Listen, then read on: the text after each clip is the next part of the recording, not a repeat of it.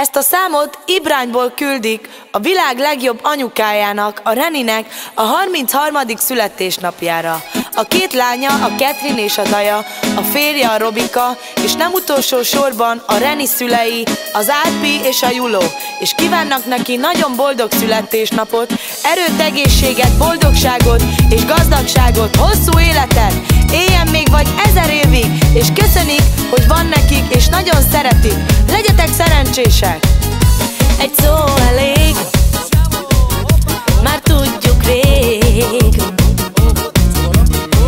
hogy a legjobb anya a miénk, a mi anyukánk, megadja mindazt, mi jó nekünk, és mi tiszta szívből szeretjük.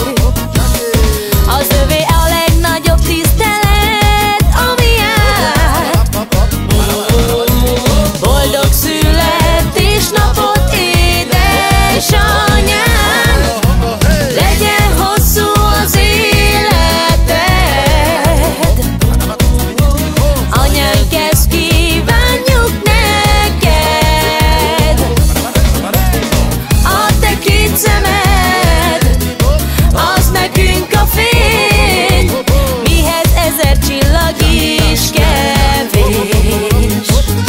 Amare day, tu sapei lumai mai lași idei, tu barar da paci vale să meno prend. És hogy felneveltél, hadd köszönjük meg most neked, anyám, hogy egész életedben vigyáztál rám. A tiéd a legnagyobb tisztelet, ami jár. Boldog születésnapot, édes anyám, legyen hosszú az életed. Anyánk, ezt kívánjuk neked. A te két szemed, az nekünk a fény, mihez 1000 csillag is kevés.